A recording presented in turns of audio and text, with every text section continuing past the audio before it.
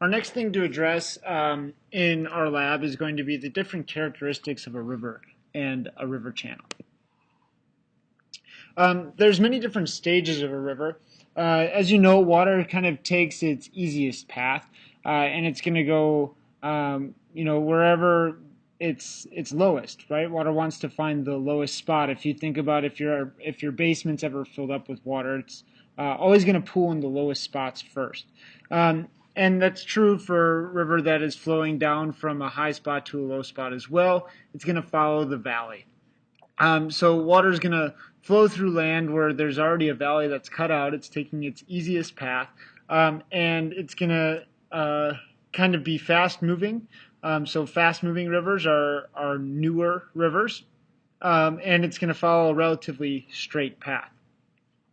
As a river gets older and older and older, we go from just this V-shaped valley here to a wider valley.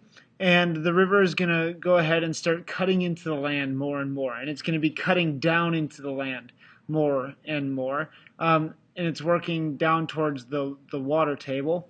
And as it's cutting into the valley and cutting down into the land, it's going to begin to what we call meander, which means it's going to work back and forth and back and forth and back and forth. You're also going to see that as it meanders, no longer is it just eroding all of the time. It is eroding and it's depositing as well.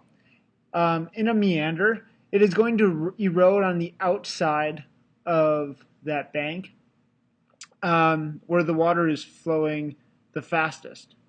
On the inside of it, right here, we are going to see some deposition.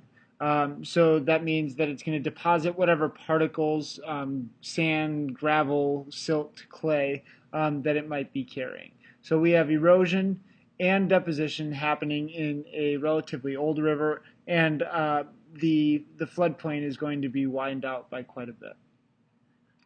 In a very old river, we're going to see some much larger meanders. We're going to see a much larger floodplain. We're going to see some well-developed marsh areas as well, and we're going to see that river has really slowed down.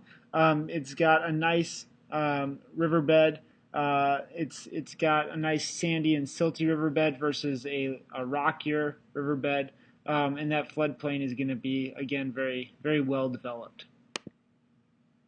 So again, kind of looking at just the general flow and plan of a river.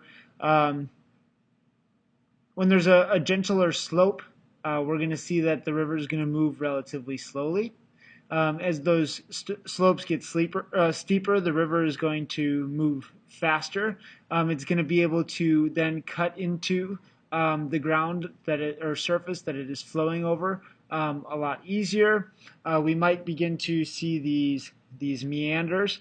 In these meanders, we're going to see that there's going to be that deposition site and also that cut bank site where erosion is happening. So water is moving much faster on the outside than it is on the inside. We're going to see erosion happening out here and deposition happening inside of here. And then you might be able to look at the cross-section of a river as well. And here's some things that we might see. A curved channel is going to look like this. You can imagine that this is where the erosion is happening. This is where land is getting cut into. And then this is where deposition is happening. This is where sediment is being laid. In a straight channel, it looks pretty much uniform all the way across. There's no one place where it's faster flow and slower flow. There's no site of deposition, and there's no site of erosion. It's pretty much uniform all the way across. In a braided channel, typically slower moving channels where the amount of water that flows through them changes annually or seasonally, and they're going to be relatively shallow, but again, pretty much uniform all the way across. Again, this is just going to show that